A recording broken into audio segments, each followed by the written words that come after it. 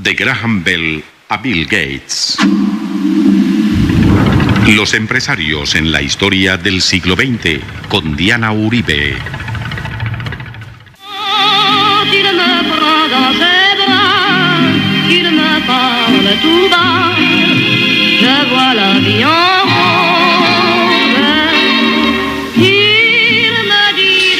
Buenas. Hoy vamos a ver un personaje al que le tocó la vida en rosa, al que realmente le tocó la vida en rosa.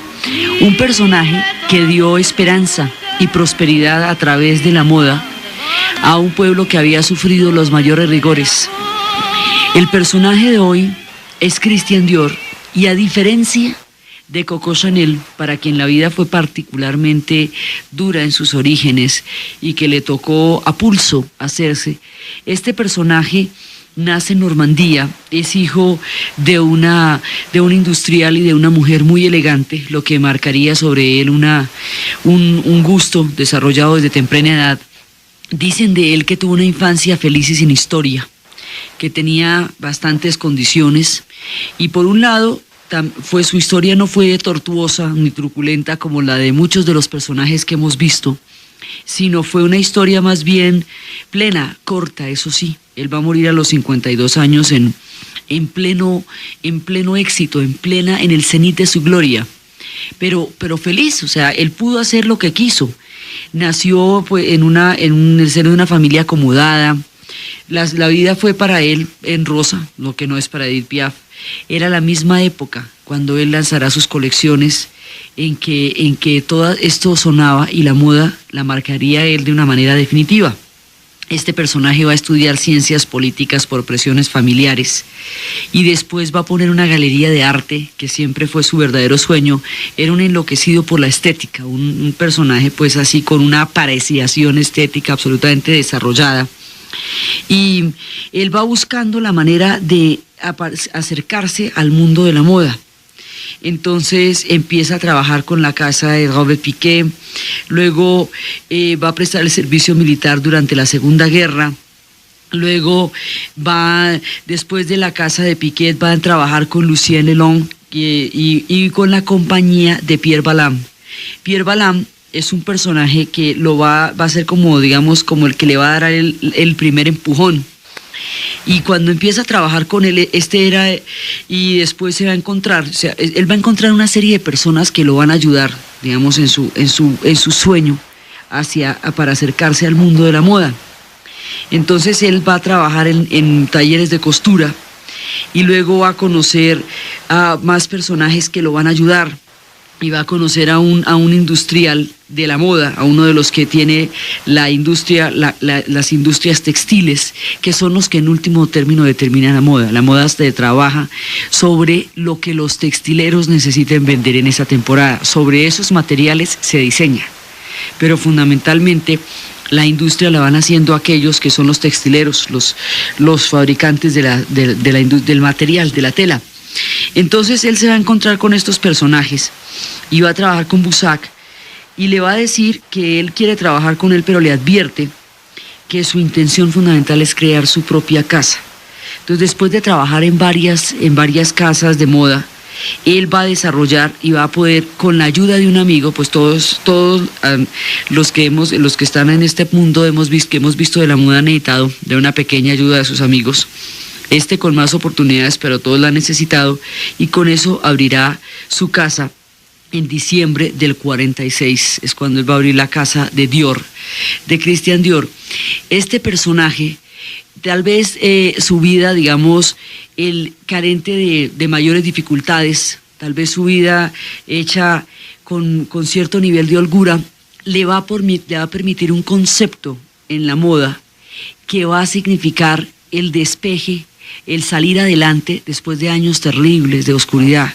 Y eso tal vez será su mayor éxito. Hay momentos en que la gente quiere olvidar las épocas terribles, y la moda que él va a lanzar trae esperanza porque trae riqueza de tiempos anteriores.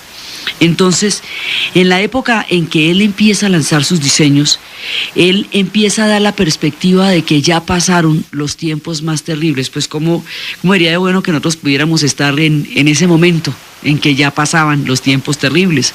Entonces, ¿qué había pasado en Europa? En Europa acababa de terminar la Segunda Guerra Mundial, terminó en el 45. A diferencia de la guerra en los Estados Unidos, que para ellos reportó un éxito militar grandísimo, una época, fue el preludio de su entrada al mundo geopolítico como potencia, a diferencia de la participación de Estados Unidos en la guerra, que tuvo todo que ganar y casi nada que perder. Europa sí lo pierde todo.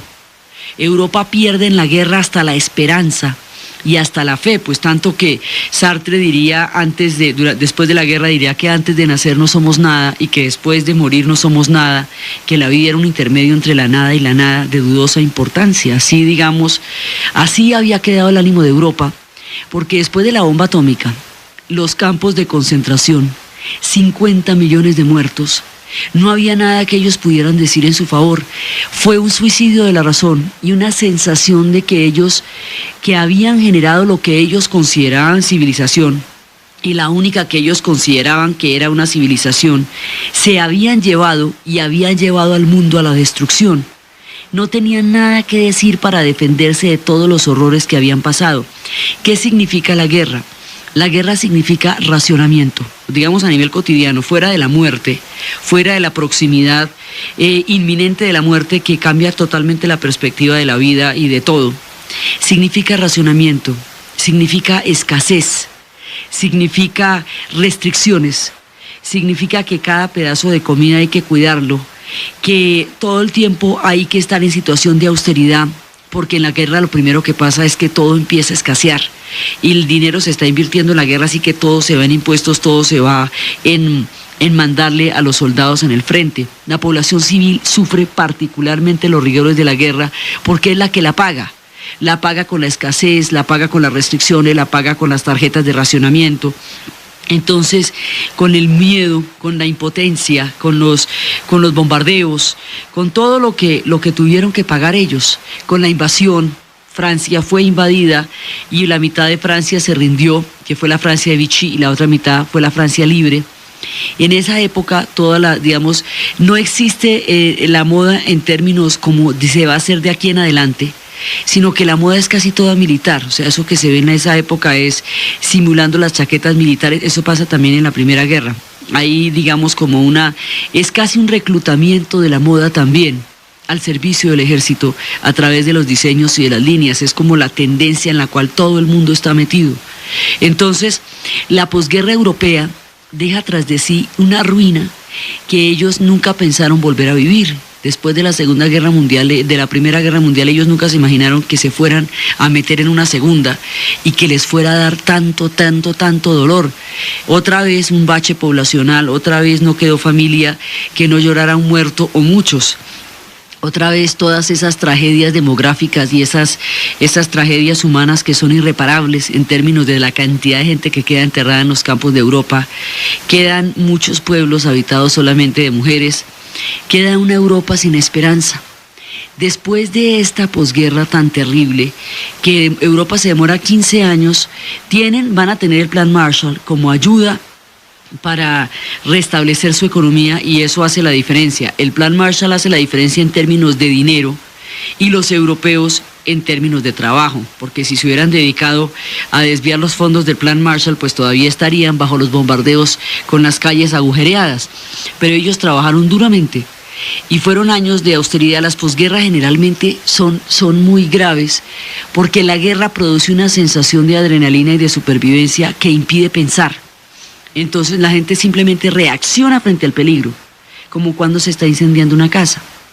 Después, cuando ya se quemó todo, usted reflexiona sobre lo que pasó, lo irreparable, lo que no vuelve a ver, lo que no volverá a ser.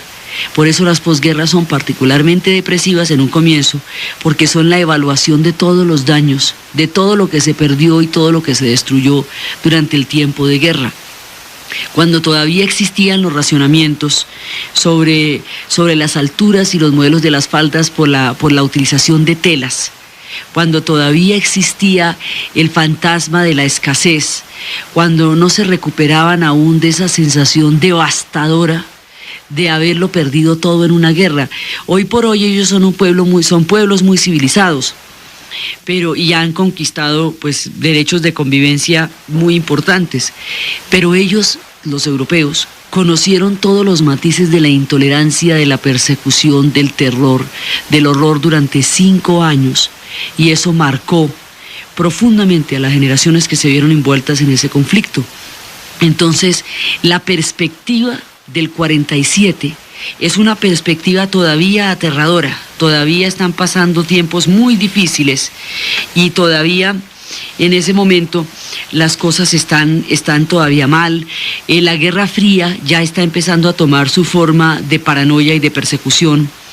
En el año de 1947, que es cuando se va a lanzar la colección de Dior, se publica en Holanda el diario de Ana Frank, la conmovedora historia de esta niña que cuenta todo lo que significó el haberse escondido en su familia durante todo el tiempo de la ocupación alemana en Holanda, y cómo ella fue capturada y murió en el último tren que iba para Auschwitz. Después de ese tren ya no volvieron a salir los trenes, ya entraron los aliados, pero ella muere en el último tren que iba para Auschwitz.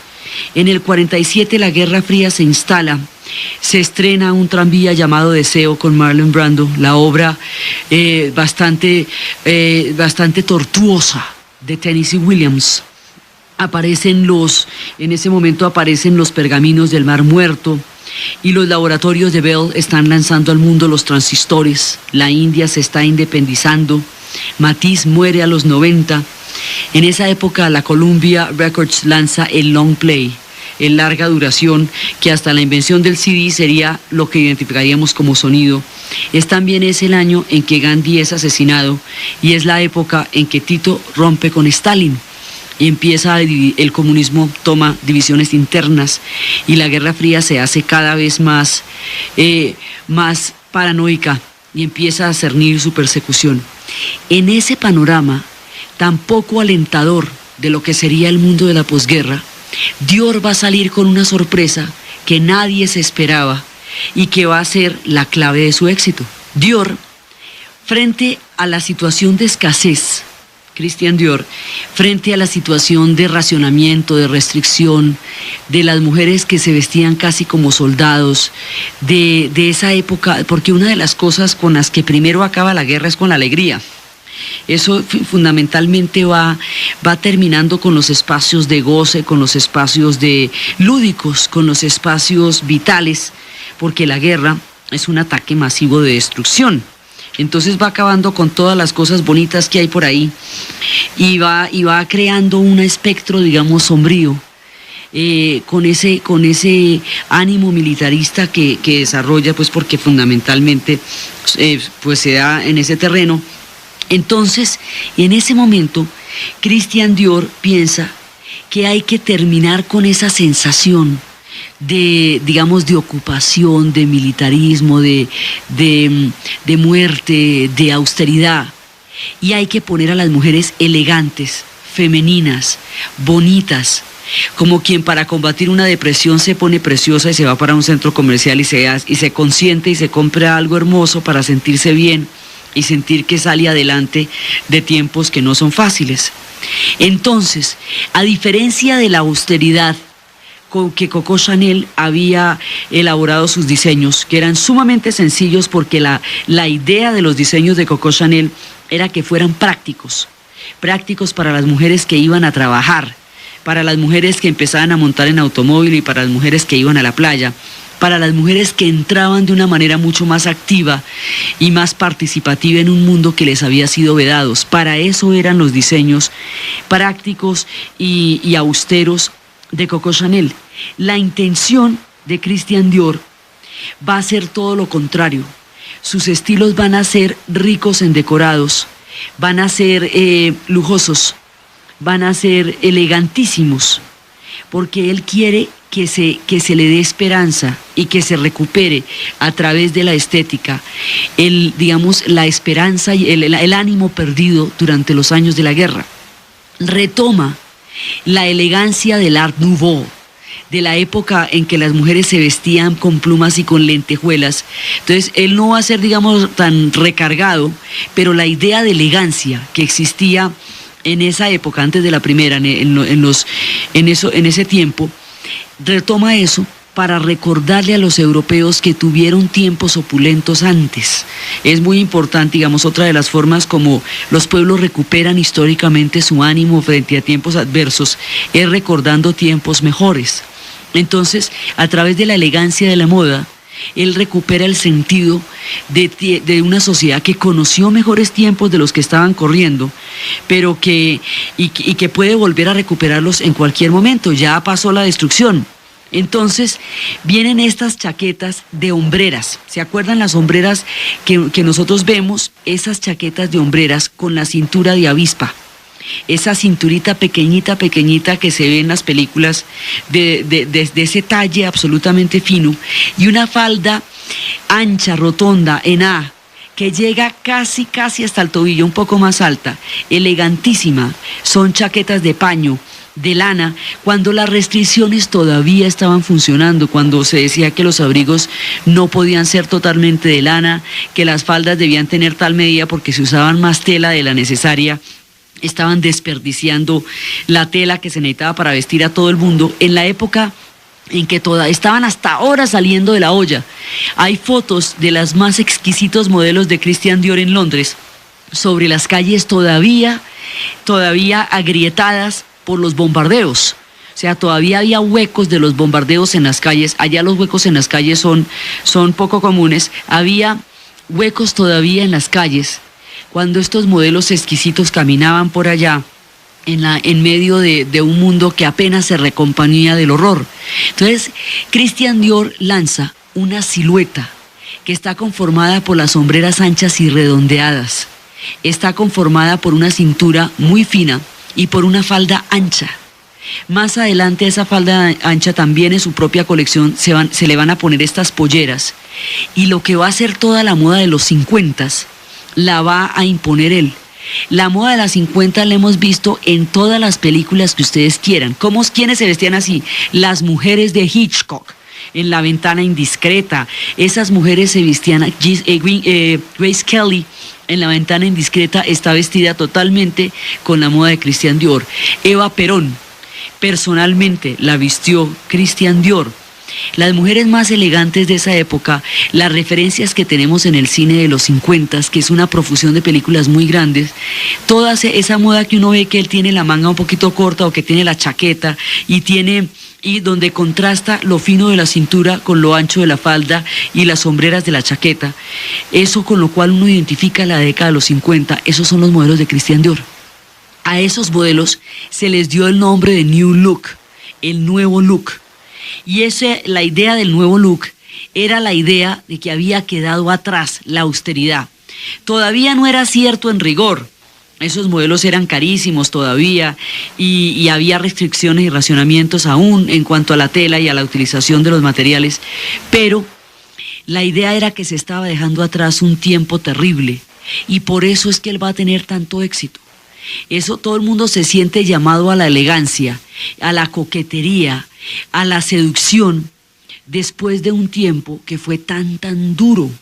Las guerras normalmente después de las guerras vienen o las modas muy elegantes o las modas muy frenéticas, porque se tarda un tiempo la cultura en recuperar el ánimo que destruyen las guerras. Entonces este hombre significa la prosperidad en un tiempo en que todavía no ha llegado. Entonces es casi como una llamada de ánimo en el momento en que apenas empiezan a salir de los horrores, y Francia pues quedó bastante lacerada por esa guerra. Él devolverá a París su característica del centro de la moda. Será desde París desde donde se van a irradiar los modelos, y la moda empieza a volverse muy importante porque empieza a dar la sensación, es digamos la que más contribuye a la sensación de que el tiempo peor ya pasó. Es como la que más alivia. Concentrarse en la moda y en los pliegues y en la falda y estar divinamente vestido se convierte en una manera de sentir que se conjura la mala suerte, la mala fortuna que había pasado durante los tiempos de guerra.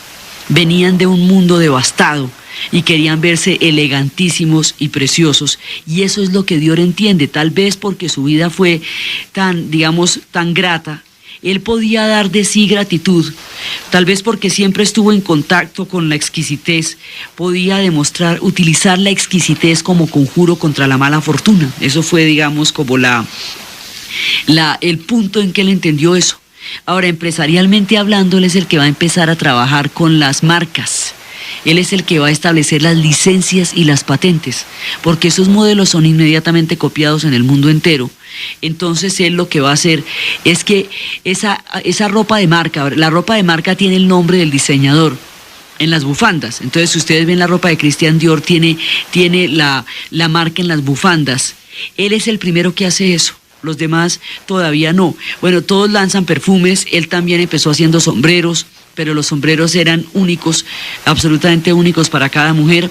Entonces, él empieza a marcar la ropa y a establecer empresarialmente el problema de las patentes y las licencias de creación, que es una de las cosas que marcará la alta costura. Hoy por hoy las prendas llevan la marca como lo más visible. Hoy por hoy eso es casi que un estándar del diseño.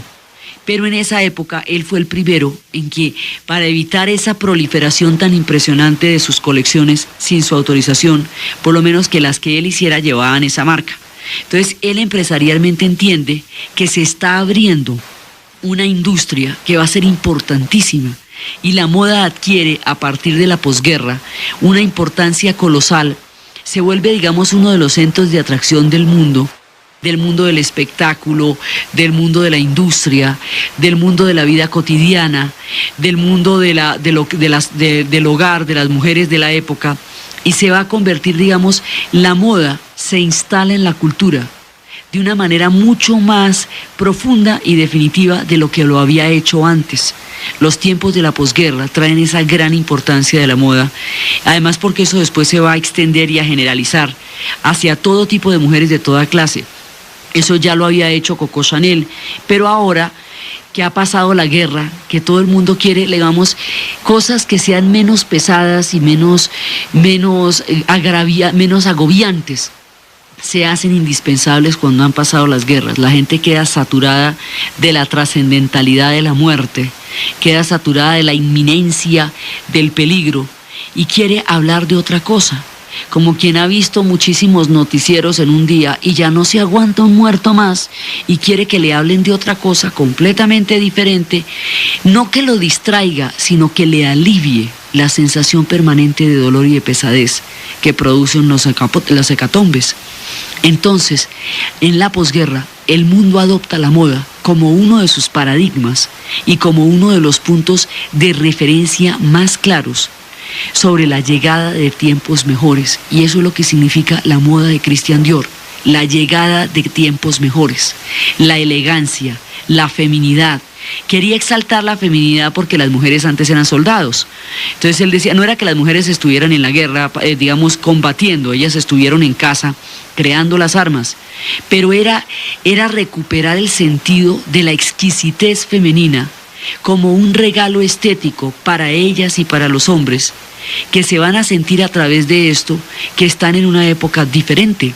Entonces era rescatar la elegancia, la ropa interior se hace importantísima, se diseña de una manera muy hermosa para ser vista, para que no sea lo de esconder.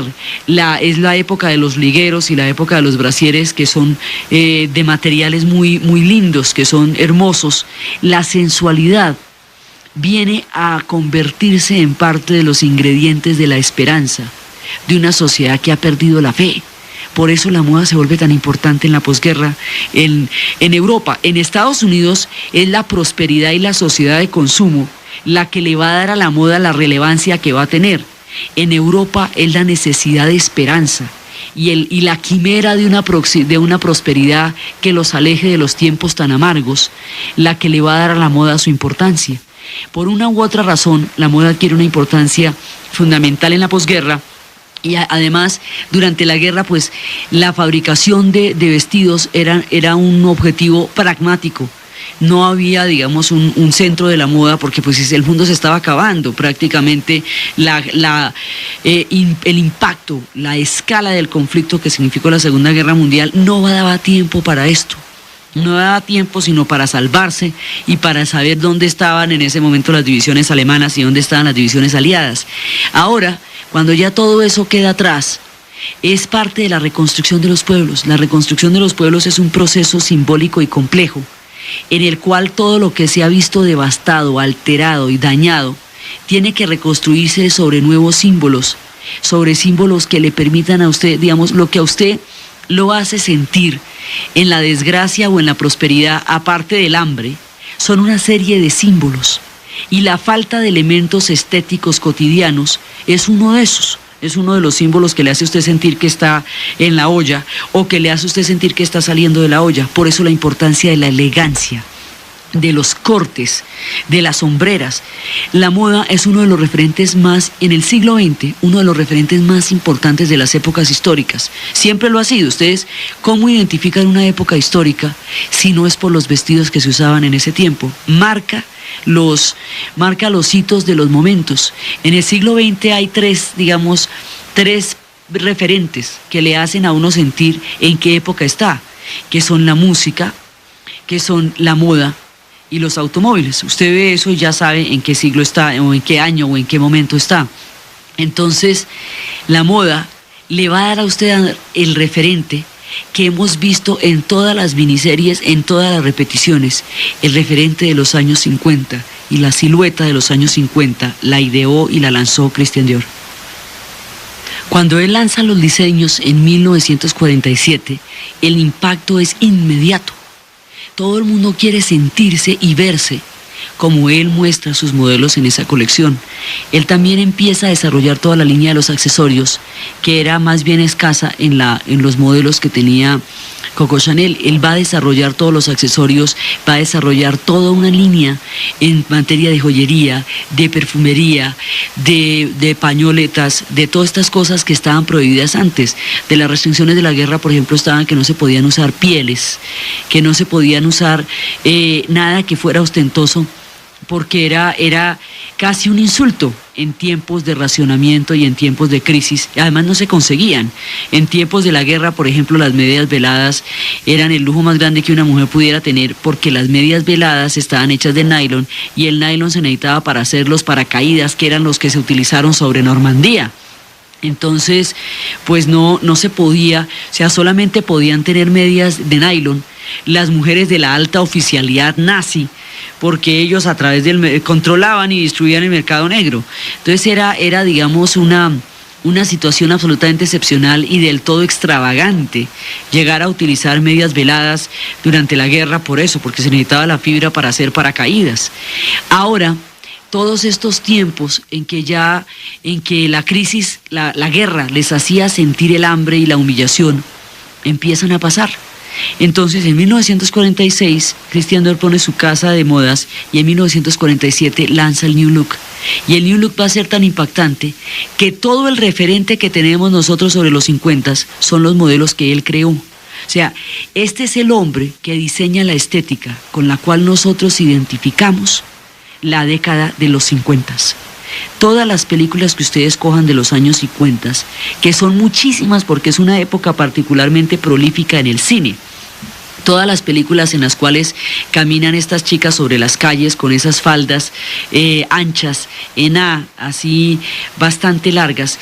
Inclusive esta moda va a durar casi hasta mediados de los años 60, cuando la revolución cultural va a poner otro tipo estético diferente y va a desarrollar un vístase como quiera, y va a liberar la moda de todas las, digamos, de todos estos trazos tan supremamente elegantes y rimbombantes que tenía la época de Christian Dior. Pero hasta la revolución sexual y a la revolución cultural de los 60, la moda fue como él la dijo. Entonces es muy importante, porque el que construye los referentes estéticos de una época, el que hace que usted identifique una época con los diseños, es de alguna manera el dueño del recuerdo de los tiempos. porque usted lo que recuerda, o sea, cuando usted se pone los zapatos de la mamá, cuando jugaba de niña ponerse los zapatos de la mamá y abrir el baúl de las abuelas, usted lo que está es recordando lo único que queda después de que han pasado los tiempos, el recuerdo de cómo eran los vestidos en ese momento, de cómo era la música y cómo eran los vestidos. Entonces, esta es una Francia que está saliendo adelante, que está tratando de buscar un destino mejor. Y él es el hombre que simboliza ese destino, y él es el hombre que hace que todo esto sea posible, aunque todavía estén en tiempos difíciles. Ya de ahí en adelante todo el mundo tomará sus diseños y empezará a hacer variaciones sobre el mismo diseño, pero lo que él impone es la silueta. O sea, la silueta es el trazo de lo que se ve el cuerpo femenino con esto. Entonces se vuelven a poner de moda, ya no los corsets propiamente dicho, porque pues la idea era bastante complicada, pero sí como las fajas, esas fajas, digamos, que recogen el cuerpo para hacer ver esas cinturas de avispas que se veían antes de la época de Coco Chanel, que precisamente había liberado a la mujer de todo eso para que pudiera trabajar. Ahora pues ya no se pueden poner los corsets de los de Scarlett O'Hara en lo que el viento se llevó, donde duran medio día vistiéndola, porque ya el mundo ha cambiado y ahora sí más que nunca. Pero sí la idea de esa ropa interior muy estrecha, que hacía que las mujeres se vieran como sílfides bajo estos atuendos elegantes y lujosos, y pone de moda la elegancia para recordar que hubo tiempos mejores, que fueron una sociedad opulenta, que conocieron el lujo, y que la guerra no iba a acabar con todo eso, que la guerra no iba a acabar con toda la elegancia, con toda la estética, con todo el sentido de la belleza que se había desarrollado. El mundo se está transformando a pasos agigantados.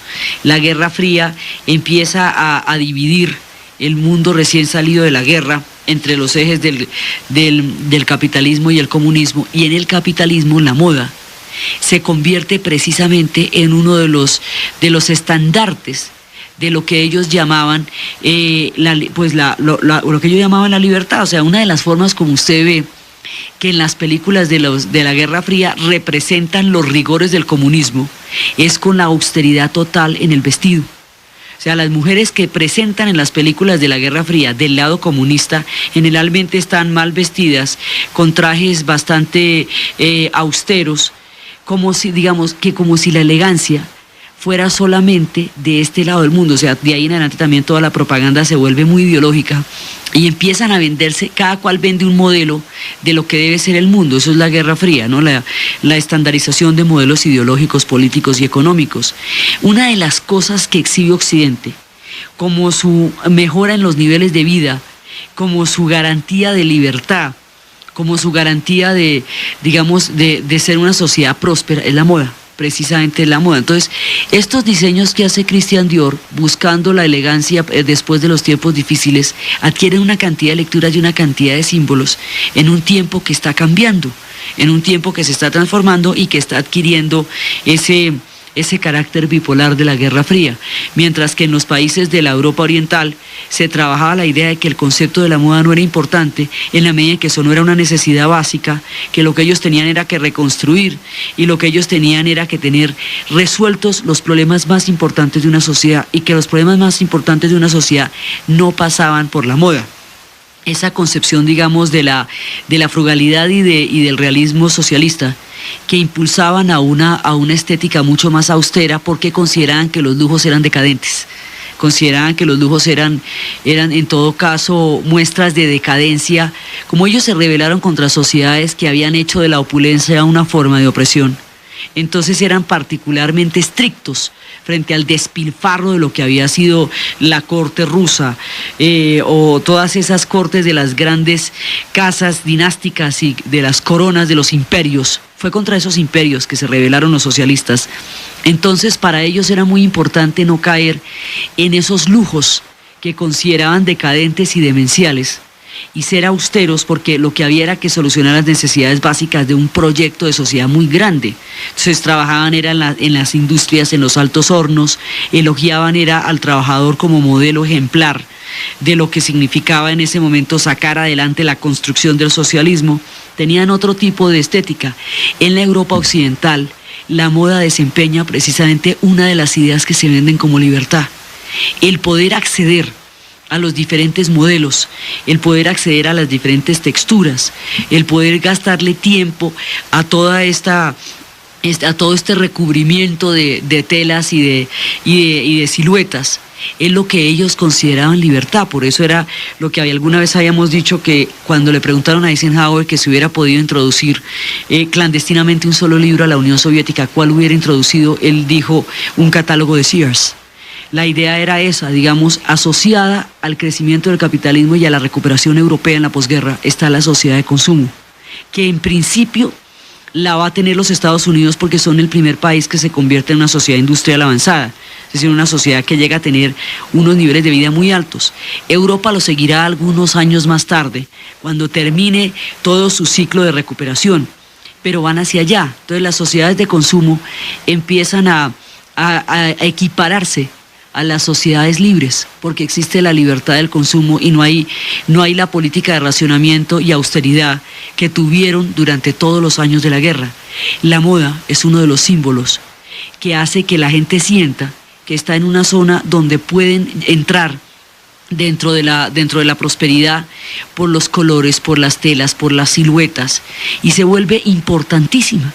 Entonces la moda, digamos, que se puede ver desde un punto de vista como algo tremendamente light, es importantísima en el imaginario de una cultura, porque es el referente que tienen, y es a través de ese referente como la gente se identifica con una época o con los cambios frente a una época. Precisamente cuando ya se van a dar las revoluciones culturales de los 60s, es contra esta moda que se van a rebelar y van a proponer una libertad estética que pasa por cualquier tipo de propuestas. Pero antes de que eso pase, era muy importante esta elegancia en los 50s, que era la que daba la sensación de que el modelo que estaban intentando vender estaba tan bien fundamentado, que producía este tipo de siluetas agraciadas, elegantes, femeninas, que trabajaba los accesorios. Ahora, esto sin volver a esclavizar el cuerpo de la mujer, o sea, ya no se puede volver, digamos, a las condiciones de vida de la época anterior al automóvil, porque eso no pasó en vano. Sí, lo de Coco Chanel no pasa en vano y tampoco se revierte, pero sí se acomoda a los tiempos modernos el sentido de la elegancia para conjurar la mala suerte de los años de la guerra.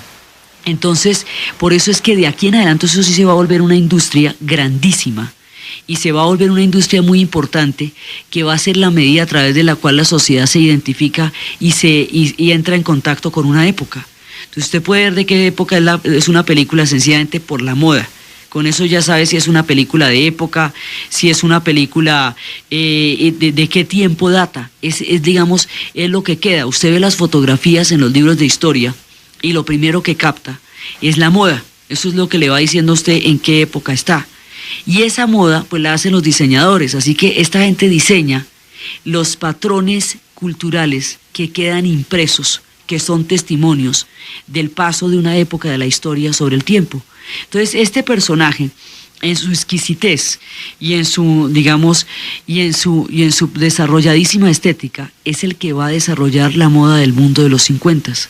El mundo de los 50s tiene muchas sombras también, porque es el tiempo de la bomba atómica también, de la amenaza de la bomba atómica, es el tiempo de la paranoia de los espías, y las espías también vestían con estas faldas de siluetas en A.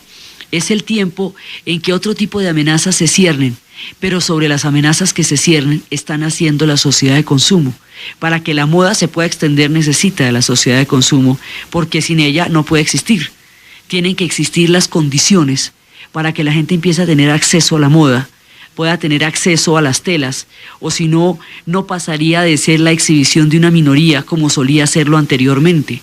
Entonces, paralelamente a este llamado de esperanza que significaron las colecciones de Dior, empiezan a desarrollarse poco a poco hasta llegar a consolidarse los fenómenos de las sociedades de consumo.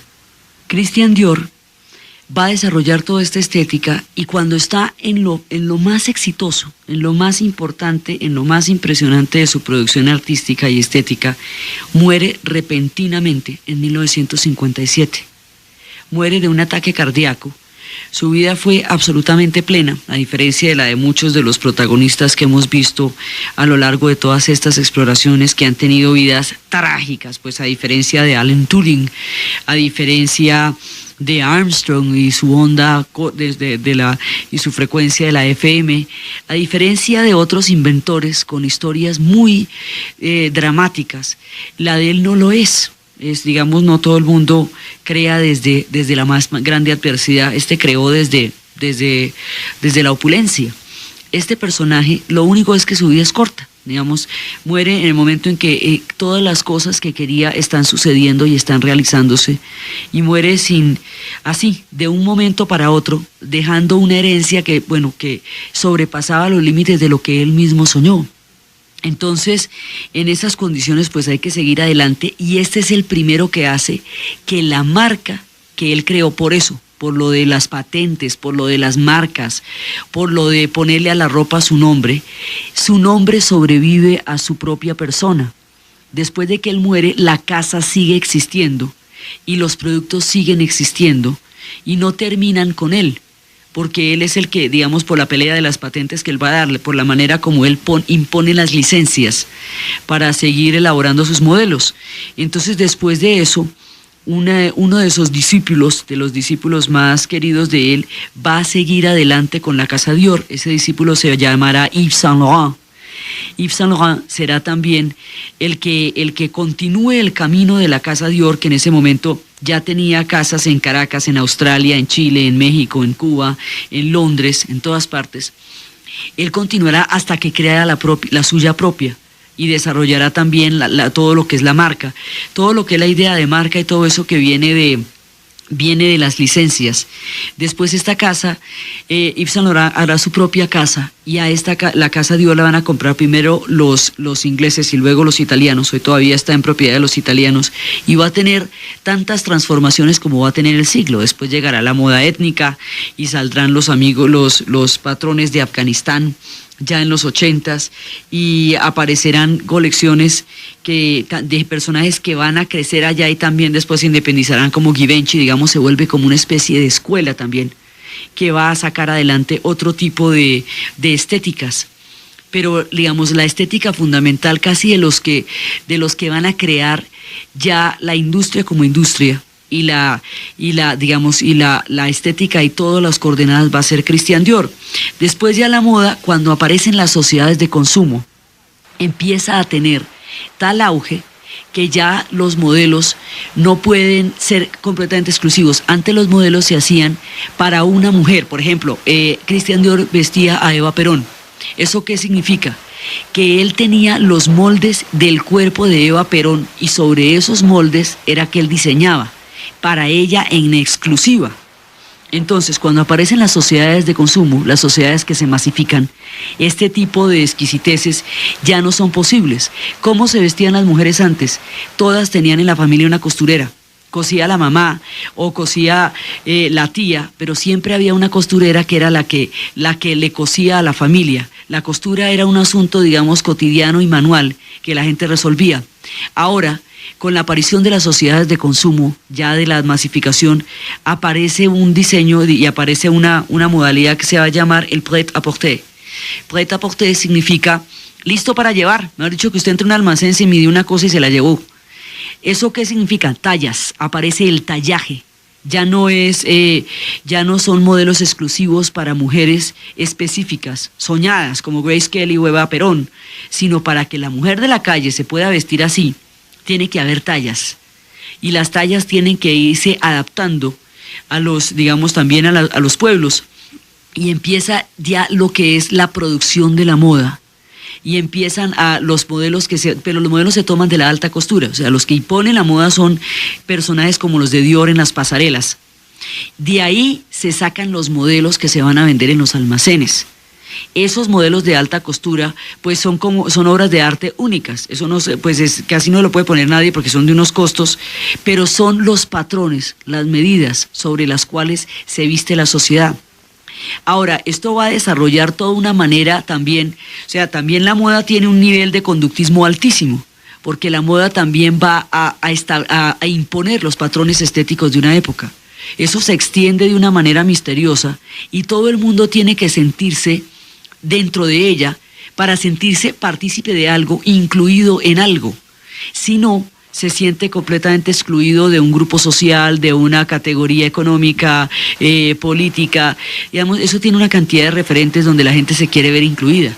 Inclusive los más iconoclastas de los adolescentes necesitan uniformarse todos para sentirse totalmente diferentes. Entonces, cuando se utilizan, incluso las modas más contestatarias son modas también. Entonces empiezan a trabajarse ya cómo es que se va a vestir una sociedad. ¿Quién diseña eso? Los textileros, la gente que va a vender las telas. Ellos son los que van a perpetuar una industria a través de la imposición de una estética. ¿Quiénes imponen la estética? Los diseñadores. Ellos son los que dan ¿quiénes la distribuyen? Las casas de moda a través del prêt-à-porter. Entonces eso se va volviendo los almacenes y todo el mundo se siente que está escogiendo de la manera más libre y de la manera más espontánea algo que está absolutamente diseñado cuidadosamente para que a usted le guste esto y no esto otro. Entonces, usted está respondiendo a una planificación previa muy rigurosa que se ha hecho para que usted se sienta libre al escoger un modelo. Detrás de eso hay todo un trabajo, digamos, de mercadeo, de psicología, de manejo de patrones, de manejo de códigos, de todo eso que se ha desarrollado para que usted en el momento en que entre en un almacén le guste algo que usted cree que es de su gusto personal y en realidad es toda una manera para que sea eso y no otra cosa a la que le guste. Entonces, estar, digamos, para que usted se sienta incluido o incluida dentro de un medio social y responda con los códigos que haga que la gente la tome en serio.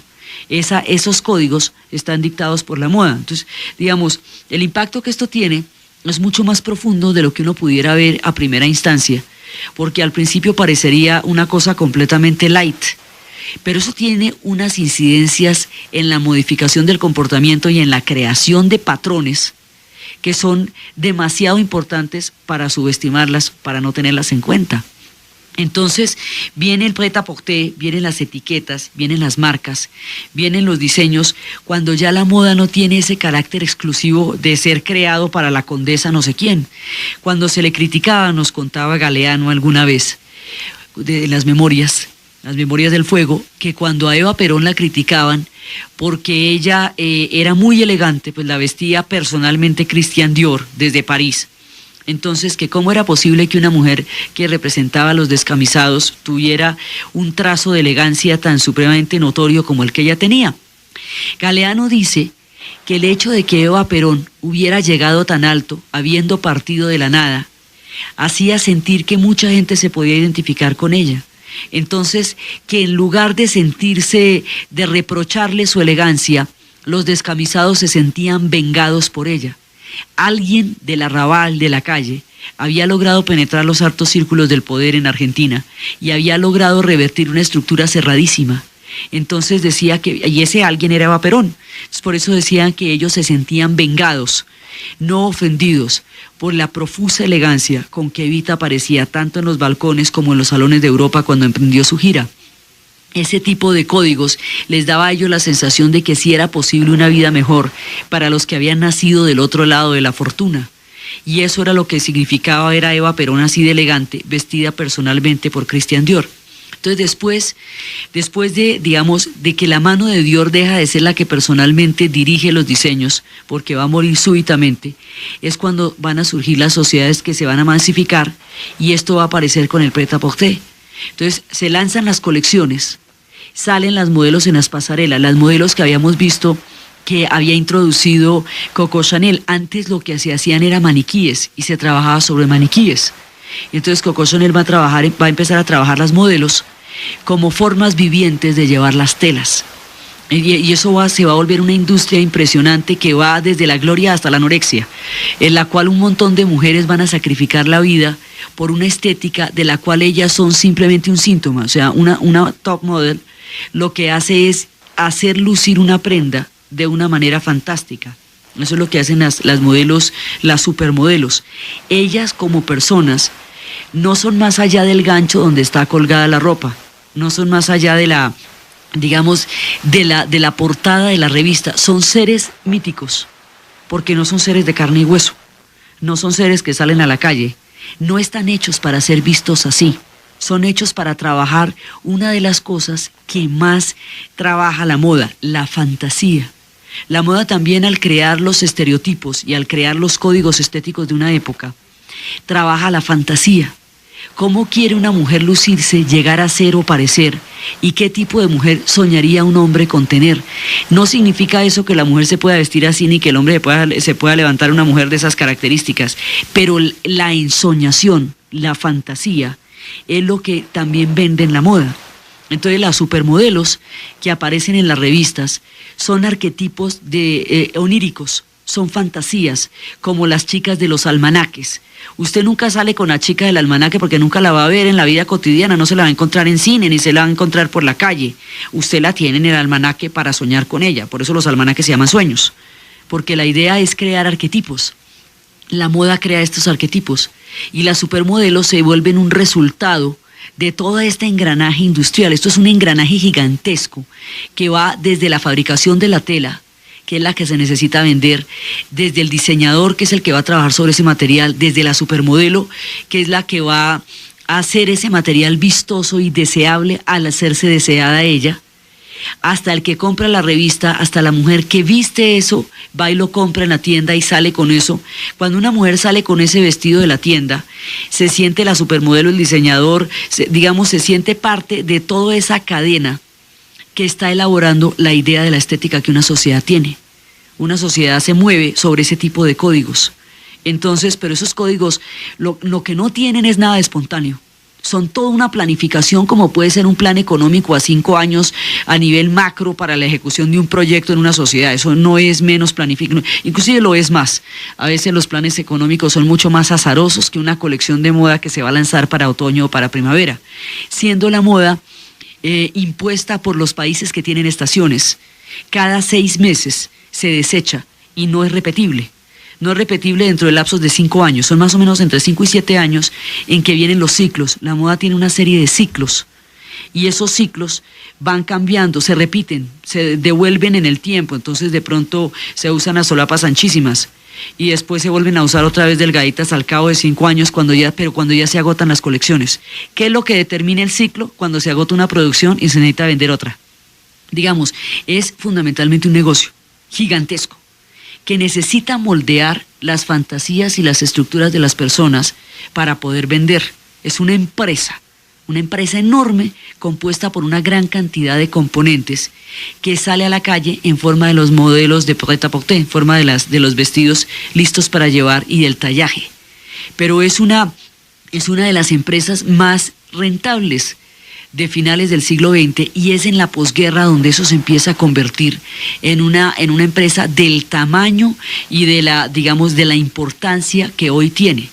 Entonces, y es el referente que se tiene de las épocas.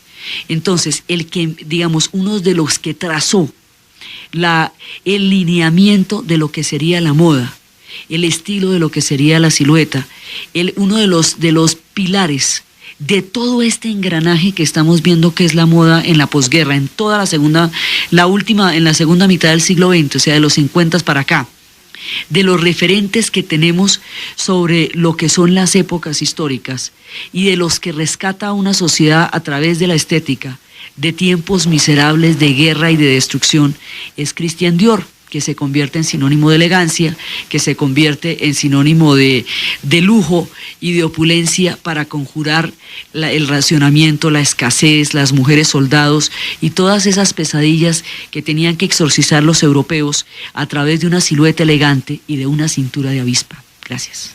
De Graham Bell a Bill Gates. Los empresarios en la historia del siglo XX, con Diana Uribe. De Graham Bell a Bill Gates. Los empresarios en la historia del siglo XX, con Diana Uribe.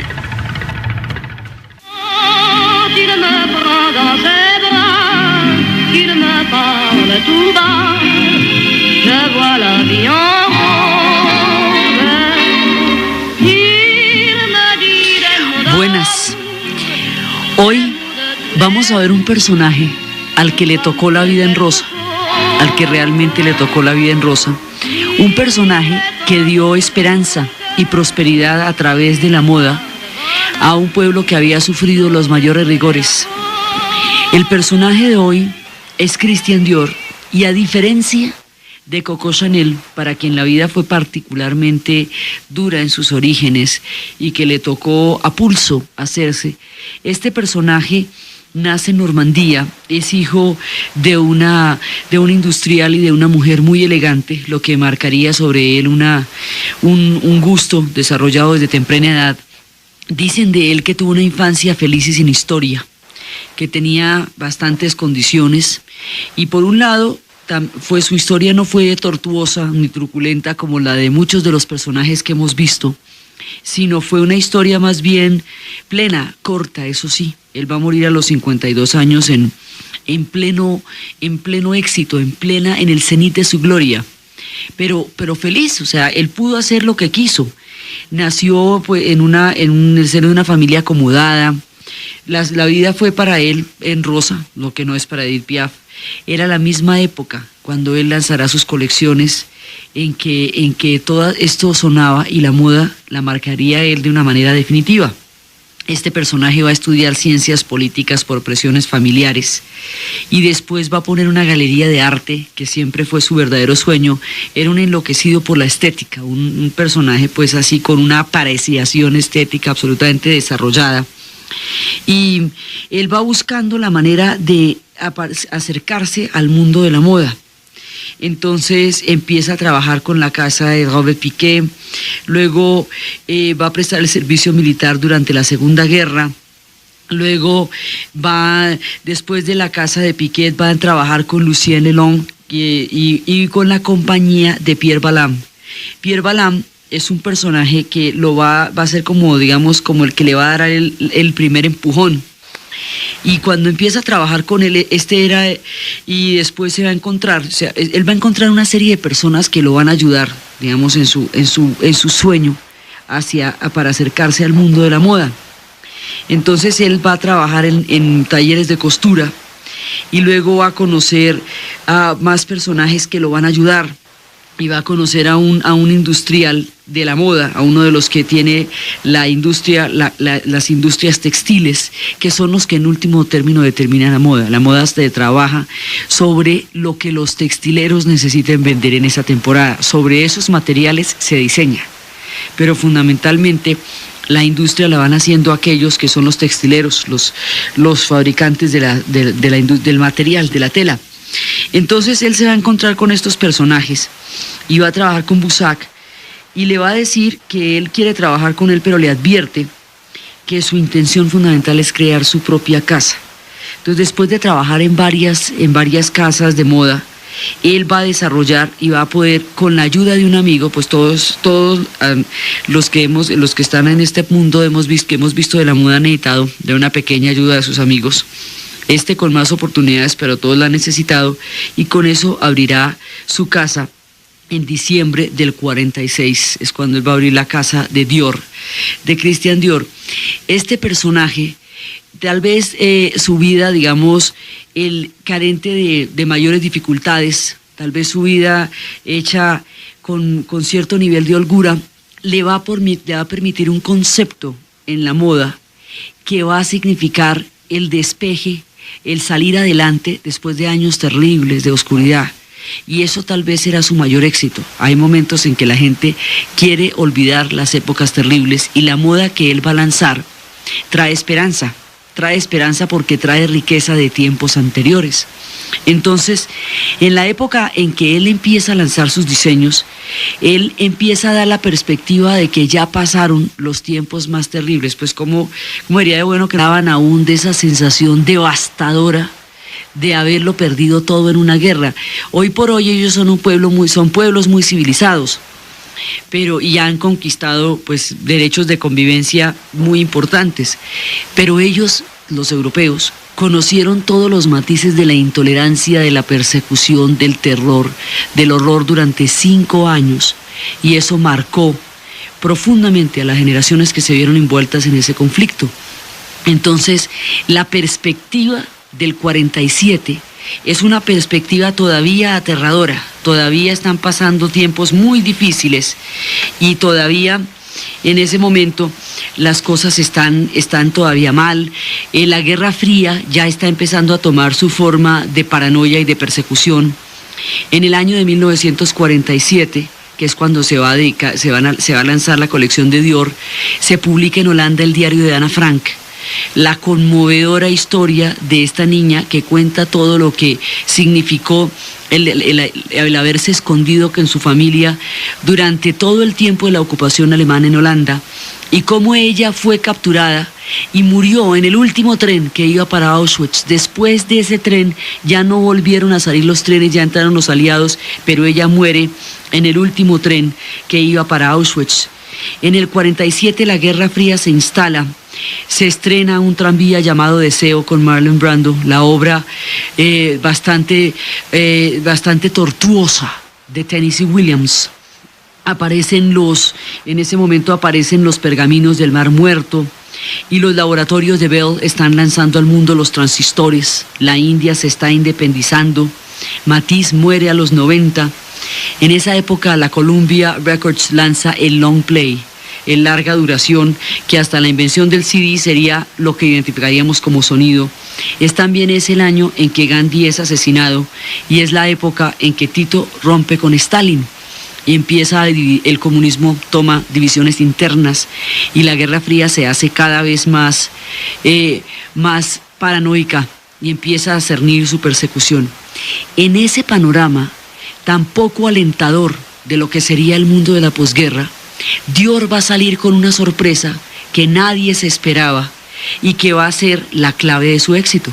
Dior, frente a la situación de escasez, Christian Dior, frente a la situación de racionamiento, de restricción, de las mujeres que se vestían casi como soldados, de esa época, porque una de las cosas con las que primero acaba la guerra es con la alegría. Eso fundamentalmente va terminando con los espacios de goce, con los espacios de lúdicos, con los espacios vitales, porque la guerra es un ataque masivo de destrucción. Entonces va acabando con todas las cosas bonitas que hay por ahí y va creando un espectro, digamos, sombrío, con ese ánimo militarista que desarrolla, pues porque fundamentalmente pues se da en ese terreno. Entonces, en ese momento, Christian Dior piensa que hay que terminar con esa sensación de, digamos, de ocupación, de militarismo, de muerte, de austeridad. Y hay que poner a las mujeres elegantes, femeninas, bonitas, como quien para combatir una depresión se pone preciosa y se va para un centro comercial y se consiente y se compra algo hermoso para sentirse bien y sentir que sale adelante de tiempos que no son fáciles. Entonces, a diferencia de la austeridad con que Coco Chanel había elaborado sus diseños, que eran sumamente sencillos porque la idea de los diseños de Coco Chanel era que fueran prácticos para las mujeres que iban a trabajar, para las mujeres que empezaban a montar en automóvil y para las mujeres que iban a la playa, para las mujeres que entraban de una manera mucho más activa y más participativa en un mundo que les había sido vedados. Para eso eran los diseños prácticos y austeros de Coco Chanel. La intención de Christian Dior va a ser todo lo contrario. Sus estilos van a ser ricos en decorados, van a ser lujosos, van a ser elegantísimos, porque él quiere que se le dé esperanza y que se recupere a través de la estética, la esperanza y el ánimo perdido durante los años de la guerra.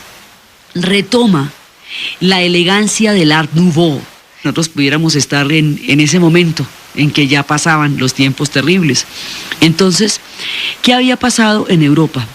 En Europa acababa de terminar la Segunda Guerra Mundial, terminó en el 45. A diferencia de la guerra en los Estados Unidos, que para ellos reportó un éxito militar grandísimo, una época, fue el preludio de su entrada al mundo geopolítico como potencia, a diferencia de la participación de Estados Unidos en la guerra, que tuvo todo que ganar y casi nada que perder. Europa sí lo pierde todo.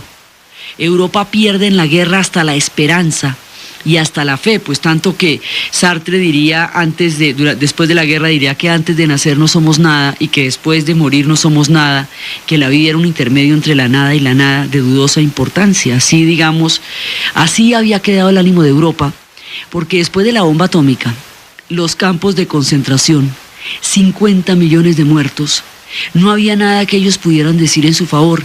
Fue un suicidio de la razón y una sensación de que ellos, que habían generado lo que ellos consideraban civilización, y la única que ellos consideraban que era una civilización, se habían llevado y habían llevado al mundo a la destrucción. No tenían nada que decir para defenderse de todos los horrores que habían pasado. ¿Qué significa la guerra? La guerra significa racionamiento, digamos a nivel cotidiano, fuera de la muerte, fuera de la proximidad inminente de la muerte que cambia totalmente la perspectiva de la vida y de todo.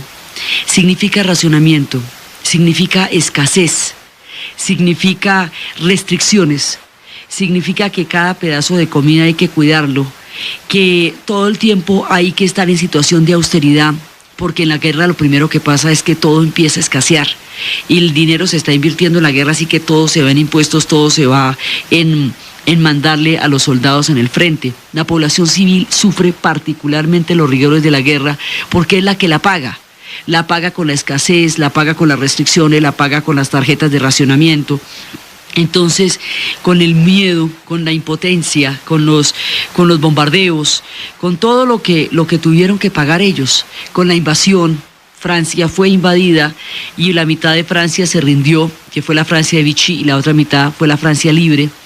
En esa época, no existe la moda en términos como se va a hacer de aquí en adelante, sino que la moda es casi toda militar. O sea, eso que se ve en esa época es simulando las chaquetas militares. Eso pasa también en la Primera Guerra. Ahí, digamos, es casi un reclutamiento de la moda también al servicio del ejército a través de los diseños y de las líneas. Es como la tendencia en la cual todo el mundo está metido. Entonces, la posguerra europea deja tras de sí una ruina que ellos nunca pensaron volver a vivir. Después de la Segunda Guerra Mundial, de la Primera Guerra Mundial, ellos nunca se imaginaron que se fueran a meter en una segunda y que les fuera a dar tanto dolor. Otra vez un bache poblacional, otra vez no quedó familia que no llorara un muerto o muchos. Otra vez todas esas tragedias demográficas y esas tragedias humanas que son irreparables en términos de la cantidad de gente que queda enterrada en los campos de Europa. Quedan muchos pueblos habitados solamente de mujeres. Queda una Europa sin esperanza. Después de esta posguerra tan terrible, que Europa se demora 15 años, van a tener el Plan Marshall como ayuda para restablecer su economía, y eso hace la diferencia. El Plan Marshall hace la diferencia en términos de dinero y los europeos en términos de trabajo, porque si se hubieran dedicado a desviar los fondos del Plan Marshall, pues todavía estarían bajo los bombardeos con las calles agujereadas. Pero ellos trabajaron duramente y fueron años de austeridad. Las posguerras generalmente son muy graves porque la guerra produce una sensación de adrenalina y de supervivencia que impide pensar. Entonces la gente simplemente reacciona frente al peligro, como cuando se está incendiando una casa. Después, cuando ya se quemó todo, usted reflexiona sobre lo que pasó, lo irreparable, lo que no vuelve a ver, lo que no volverá a ser. Por eso las posguerras son particularmente depresivas en un comienzo, porque son la evaluación de todos los daños, de todo lo que se perdió y todo lo que se destruyó durante el tiempo de guerra. Cuando todavía existían los racionamientos sobre las alturas y los modelos de las faldas por la utilización de telas, cuando todavía existía el fantasma de la escasez, cuando no se recupera de la época en que las mujeres se vestían con plumas y con lentejuelas. Entonces él no va a ser, digamos, tan recargado, pero la idea de elegancia que existía en esa época, antes de la primera, en ese tiempo, retoma eso para recordarle a los europeos que tuvieron tiempos opulentos antes. Es muy importante, digamos, otra de las formas como los pueblos recuperan históricamente su ánimo frente a tiempos adversos es recordando tiempos mejores. Entonces, a través de la elegancia de la moda, él recupera el sentido de una sociedad que conoció mejores tiempos de los que estaban corriendo, pero que puede volver a recuperarlos en cualquier momento. Ya pasó la destrucción. Entonces vienen estas chaquetas de hombreras. ¿Se acuerdan las hombreras que nosotros vemos? Esas chaquetas de hombreras con la cintura de avispa. Esa cinturita pequeñita, pequeñita que se ve en las películas de ese talle absolutamente fino, y una falda ancha, rotonda, en A, que llega casi hasta el tobillo, un poco más alta, elegantísima. Son chaquetas de paño, de lana, cuando las restricciones todavía estaban funcionando, cuando se decía que los abrigos no podían ser totalmente de lana, que las faldas debían tener tal medida porque se usaban más tela de la necesaria. Estaban desperdiciando la tela que se necesitaba para vestir a todo el mundo, en la época en que estaban hasta ahora saliendo de la olla. Hay fotos de las más exquisitos modelos de Christian Dior en Londres, sobre las calles todavía agrietadas por los bombardeos. O sea, todavía había huecos de los bombardeos en las calles. Allá los huecos en las calles son poco comunes. Había huecos todavía en las calles cuando estos modelos exquisitos caminaban por allá en medio de un mundo que apenas se recomponía del horror. Entonces, Christian Dior lanza una silueta que está conformada por las hombreras anchas y redondeadas. Está conformada por una cintura muy fina y por una falda ancha. Más adelante, esa falda ancha también en su propia colección se le van a poner estas polleras, y lo que va a ser toda la moda de los 50s la va a imponer él. La moda de las 50 la hemos visto en todas las películas que ustedes quieran. ¿Quiénes se vestían así? Las mujeres de Hitchcock, en La ventana indiscreta. Esas mujeres se vestían. Grace Kelly, en La ventana indiscreta, está vestida totalmente con la moda de Christian Dior. Eva Perón, personalmente, la vistió Christian Dior. Las mujeres más elegantes de esa época, las referencias que tenemos en el cine de los 50, que es una profusión de películas muy grandes, toda esa moda que uno ve que él tiene la manga un poquito corta o que tiene la chaqueta y donde contrasta lo fino de la cintura con lo ancho de la falda y las sombreras de la chaqueta, eso con lo cual uno identifica la década de los 50, esos son los modelos de Christian Dior. A esos modelos se les dio el nombre de New Look, el nuevo look. Y la idea del nuevo look era la idea de que había quedado atrás la austeridad. Todavía no era cierto en rigor. Esos modelos eran carísimos todavía y había restricciones y racionamientos aún en cuanto a la tela y a la utilización de los materiales. Pero la idea era que se estaba dejando atrás un tiempo terrible, y por eso es que él va a tener tanto éxito. Eso, todo el mundo se siente llamado a la elegancia, a la coquetería, a la seducción, después de un tiempo que fue tan duro. Las guerras normalmente después de las guerras vienen o las modas muy elegantes o las modas muy frenéticas, porque se tarda un tiempo la cultura en recuperar el ánimo que destruyen las guerras. Entonces este hombre significa la prosperidad en un tiempo en que todavía no ha llegado. Entonces es casi como una llamada de ánimo en el momento en que apenas empiezan a salir de los horrores, y Francia pues quedó bastante lacerada por esa guerra. Él devolverá a París su característica del centro de la moda. Será desde París desde donde se van a irradiar los modelos, y la moda empieza a volverse muy importante porque empieza a dar la sensación, es digamos la que más contribuye a la sensación de que el tiempo peor ya pasó. Es como la que más alivia. Concentrarse en la moda y en los pliegues y en la falda y estar divinamente vestido se convierte en una manera de sentir que se conjura la mala suerte, la mala fortuna que había pasado durante los tiempos de guerra. Venían de un mundo devastado y querían verse elegantísimos y preciosos, y eso es lo que Dior entiende, tal vez porque su vida fue tan grata. Él podía dar de sí gratitud, tal vez porque siempre estuvo en contacto con la exquisitez, podía utilizar la exquisitez como conjuro contra la mala fortuna. Eso fue, digamos, como el punto en que él entendió eso. Ahora, empresarialmente hablando, él es el que va a empezar a trabajar con las marcas.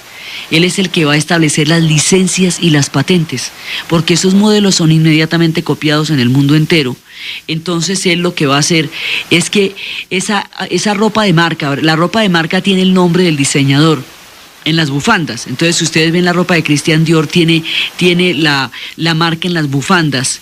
Él es el primero que hace eso. Los demás todavía no. Bueno, todos lanzan perfumes. Él también empezó haciendo sombreros, pero los sombreros eran únicos, absolutamente únicos para cada mujer. Entonces, él empieza a marcar la ropa y a establecer empresarialmente el problema de las patentes y las licencias de creación, que es una de las cosas que marcará la alta costura. Hoy por hoy las prendas llevan la marca como lo más visible. Hoy por hoy eso es casi que un estándar del diseño.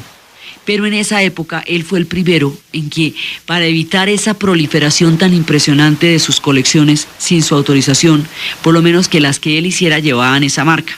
Entonces él empresarialmente entiende que se está abriendo una industria que va a ser importantísima, y la moda adquiere a partir de la posguerra una importancia colosal.